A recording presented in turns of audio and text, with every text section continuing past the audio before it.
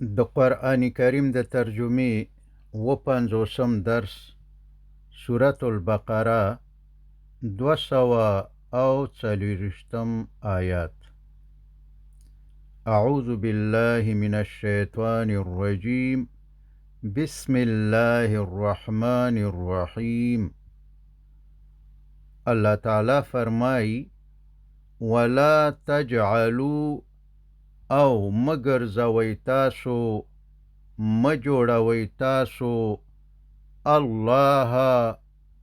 نوم د الله تعالی عرضوتن نخا هدف لایمانکم قسمون ستاسو تا، یعنی د الله په نوم داسې قسمونه مکوي ان چې نبا تبرو نیکی کوي و او نبا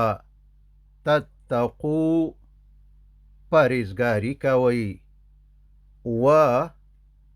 او نبا تصلحو صلح او روغه کوي بینا په منځ کې الناسی د انسانانو، یعنی په قسمونو باندې ځان د نیکی کولو نه ممنې کوي او د داسې قسمونو ماتول چې د نیک کار د کولو نه مو قسم کړی وي، نو د داسې قسمونو ماتول واجب دی. کفاره به ورکوي یا به 10 مسکینانو ته خواړه یا کالی ورکوي یا به 1 غلام آزادوي او یا به 3 روجې نیسي. والله او الله تعالی سمیع خ اوریدونکې علیم او خ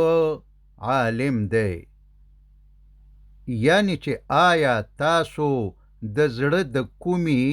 او ارادې په بنا قسمونه خورئ او که اسی بی ارادې د تکیه کلام او عادت په وجه مو د خولې نه وځي. الله تعالی فرمائی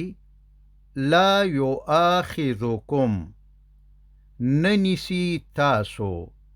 الله تعالی باللغو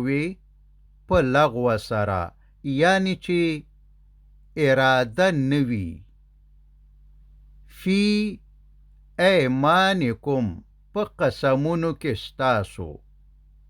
یعنی چې قصدن د زړه د کومینا قسمونه نه خورئ. ولکن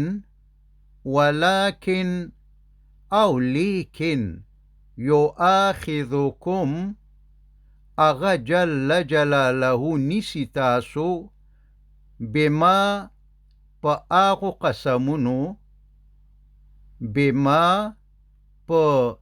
آغو قسمونو سرا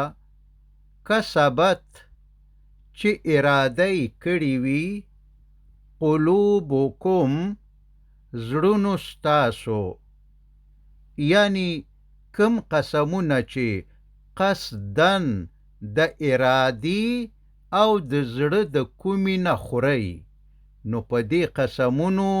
مو الله تعالی رانیسی او پوښتنه درنه کوي. والله او الله تعالی غفور خبخونکې حلیم او خ تحمل کوونکې دی. د جاهلیت د زمانی نه دا رواج پاتې و چې ځینو خلکو به د خپلو ښځو نه داسې قسمونه کول چې زه به نور تا ته ټول عمر یا کال یا 2 کاله نه در نږدې کېږم. نو بیا به نه په خپله ورنږدې کېدلو او نه به طلاق ورکولو چې د بل چا سره نکاح وکړي. نو الله تعالی قانون راولېږلو چې للذین هغې خلکو ته یؤلون چې قسمونه کوي هغوی من نسائهم د ښځو خپلو نه، للذین هغې خلکو ته یؤلون چې قسمونه کوي هغوی من نسائهم د ښځو خپلو نه، تربصو دوی ته مهلت دی، اربعتی څلور، اشهرن میاشتې، یعنی دې خلکو ته څلور میاشتې وخت ورکول کیږي. دا نو د الله تعالی بندګانې دي، د خاوندانو بندګانې نه دي چې خاوند به بل واده کړی یا به وکي او ښځې نه د ټول عمر دپاره قسم کړی دی یا لږ عمر یا ډېر عمر، نو نه ورته په خپله نږدې کیږي، نه په خپله ښځه کوي او نه یې پرېږدي. نو الله تعالی فرمایي فإن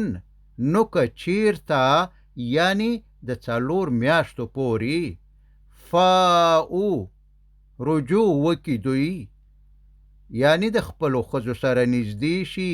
ښځه کی ښه په محبت او عزت ورسره ژوند تیری، فإن نو بېشکه الله تعالی غفور ښه بخونکی، رحیم او مهربان دی. او که چیرته نارینه د څلور میاشتو نه مخکې او یا که څلور میاشتې پوره شي او د ښځو سره نږدې نشي، نور نو ټول عمر یې په دې ځوړند حالت کې نشي ساتلی، مجبور دی یا به په خپله ورسره نږدې کیږي، په خپله به یې ښځه کوي، ښه په عزت او شرافت به ورسره ژوند تیری، او که داسې نه کوي او داسې نشي کولی، نو بیا به طلاق او ازادي ورکوي چې د بل چا سره نکاح وکړي تر څو چې په ښځو ظلم ونشي. او که نارینه یوه خبره هم نه مني، نه په خپله ورنږدې کیږي، نه یې په خپله ښځه کوي او نه طلاق ورکوي، نو په دې صورت کې به قاضي نارینه مجبوروي چې یوه خبره حتما ومني. او که بیا هم یوه خبره نه مني، نو بیا به قاضي د دواړو ترمنځ په طلاق سره جدایي راولي، د دې دپاره چې په ښځه ظلم ونشي. نو فرمایي الله تعالی وإن او که چیرته عزمو قصد او اراده کوي دوی الطلاق د طلاق ورکولو، فإن نو بېشکه الله تعالی سمیع ښه اورېدونکی، علیم او ښه پوه دی. وصلی الله تعالی علی خیر خلقه محمد وآله وأصحابه أجمعين.